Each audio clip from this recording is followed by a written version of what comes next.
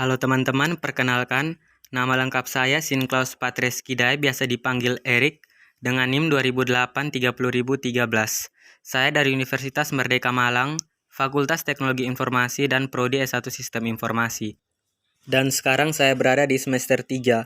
Sesuai janji di video sebelumnya, sekarang kita akan membahas tentang fungsi dari Raspberry Pi iOS ini.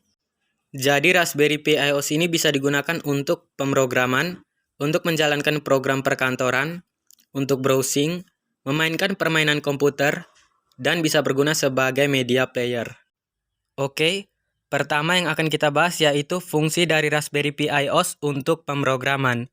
Jadi, Raspberry Pi iOS ini sudah dilengkapi dengan fitur pemrograman yang memiliki beberapa IDE untuk bahasa pemrograman yang berbeda. IDE atau Integrated Development Environment merupakan software aplikasi biasanya berbasis GUI atau Graphical User Interface yang digunakan sebagai tempat menuliskan setiap baris-baris kode bahasa pemrograman. Raspberry Pi iOS ini memiliki IDE bawahan. Yang pertama itu ada BlueJ. BlueJ adalah IDE khusus yang dibuat sebagai media pengajaran bahasa pemrograman Java. Bisa teman-teman lihat di gambar laptop, di situ saya menggunakan aplikasi BlueJ ini untuk membuat program sederhana untuk menampilkan angka genap menggunakan bahasa pemrograman Java. Di situ saya menggunakan perulangan for loop untuk menampilkan angka 1 sampai 10 dan juga di tengah-tengahnya saya menggunakan pengkondisian if dan else untuk mengecek apakah bilangan tersebut termasuk ke dalam bilangan ganjil atau bilangan genap. Selanjutnya ada aplikasi Genie. Ini merupakan IDE sederhana dan sangat ringan yang dikhususkan untuk beberapa jenis bahasa pemrograman. Bisa bahasa scripting dan bahkan bahasa markup seperti HTML. Bisa dilihat di laptop di bagian kanan. Di situ saya menggunakan bahasa pemrograman C++ untuk menampilkan pattern sederhana. Sayangnya pattern pada terminalnya tidak bisa kelihatan karena terminalnya yang terlalu ke bawah. Berikutnya ada Greenfoot. Greenfoot ini merupakan IDE untuk Java yang ditujukan untuk pembuatan simulasi dan permainan. Program ini sudah menyediakan fasilitas untuk menampilkan grafik, pendeteksi tabrakan antar objek, pengaturan input, dan penyimpanan data ke file. Bisa dilihat di layar pada laptop, di situ ada beberapa kelas yang digunakan ya, mulai dari kelas parent dan kelas child. Di situ digunakan untuk membuat sebuah objek yang nantinya ditujukan untuk membuat sebuah permainan. Berikutnya ada aplikasi Mew. Mew merupakan IDE yang dikhususkan untuk programmer Python pemula. IDE ini memiliki tampilan antarmuka yang simple dan tidak terlalu menambahkan banyak elemen ke dalamnya, sehingga aplikasi ini sangat cocok buat pemula yang ingin mempelajari bahasa pemrograman Python agar tidak kebingungan. Menggunakan Mew, saya sudah coba untuk membuat program sederhana untuk mengecek kelulusan mahasiswa, namun sayangnya layarnya tidak tampil sepenuhnya. Berikutnya ada aplikasi Scratch. Aplikasi ini merupakan aplikasi pembelajaran interaktif yang berhubungan dengan konsep coding untuk usia dini dan pemula. Aplikasi ini sangat bermanfaat karena fitur dan model kerja aplikasi di dalamnya yang sangat friendly dan menarik. Bisa kalian lihat di layar laptop bagian kanan, itu merupakan tampilan antar muka dari aplikasi Scratch ini. Berikutnya fungsi yang kedua yaitu fungsi dari Raspberry Pi iOS sebagai program perkantoran ya, untuk menjalankan program perkantoran. Oke, jadi Raspberry Pi iOS ini sudah dilengkapi dengan LibreOffice sebagai aplikasi perkantoran bawahan untuk sistem operasinya. LibreOffice merupakan sebuah paket aplikasi perkantoran gratis dengan sumber terbuka atau open source yang dikembangkan oleh The Document Foundation atau TDF. Berikutnya akan kita lihat komponen apa saja yang dimiliki LibreOffice ini dan kita akan membahas fungsinya masing-masing. Yang pertama ada Writer.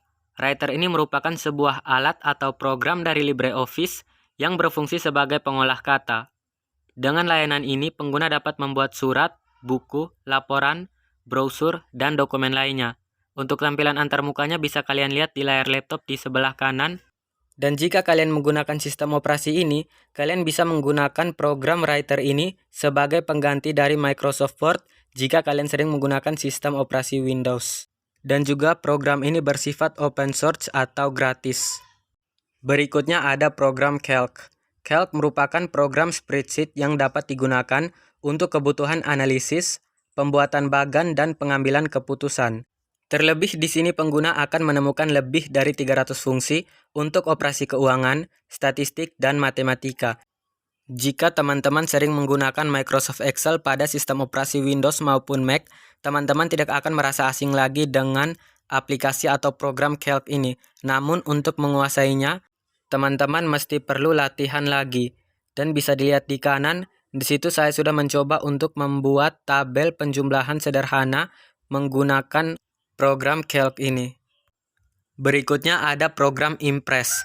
Program Impress ini merupakan sebuah software yang dirancang untuk presentasi seperti halnya Microsoft PowerPoint jika kalian sering menggunakan sistem operasi Windows maupun Mac. Mengingat fungsi utama dari Impress sendiri adalah untuk memperindah tampilan file sebelum dipresentasikan ke publik.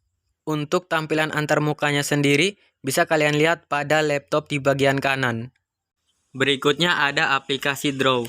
Seperti namanya, dengan layanan Draw dari LibreOffice ini, memungkinkan pengguna menggambar vektor yang dapat menghasilkan segala sesuatu. Misalnya seperti diagram alur, clip art, hingga karya lainnya.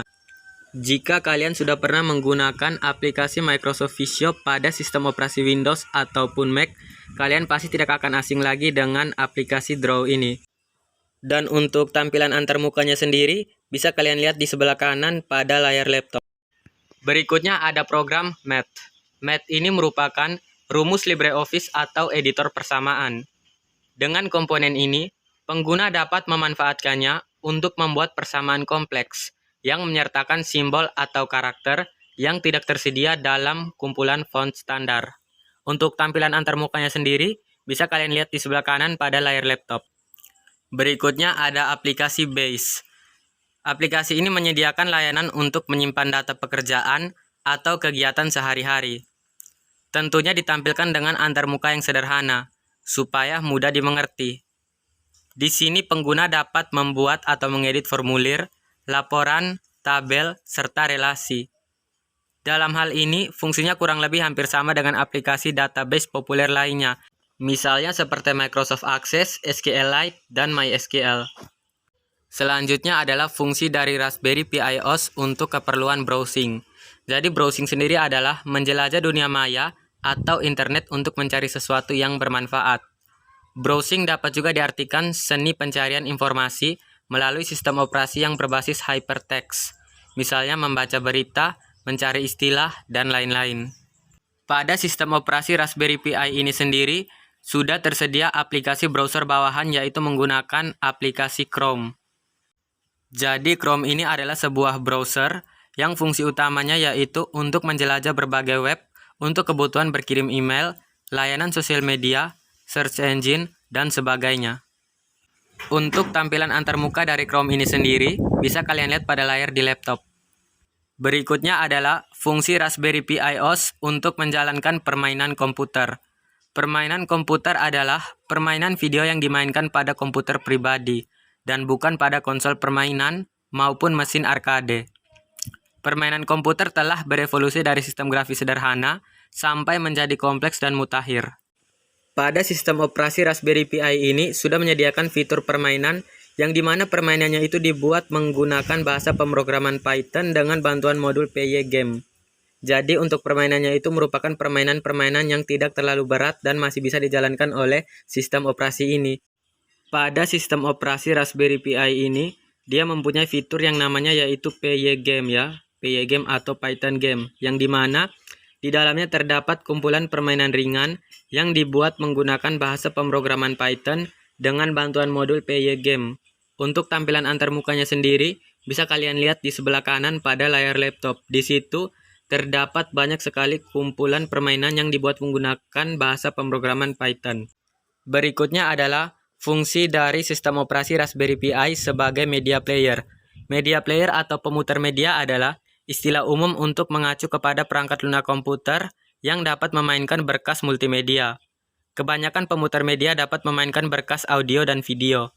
Pemutar media yang memfokuskan pada audio atau video disebut pemutar audio dan pemutar video. Sistem operasi ini mempunyai media player bawahan, yaitu menggunakan VLC Media Player.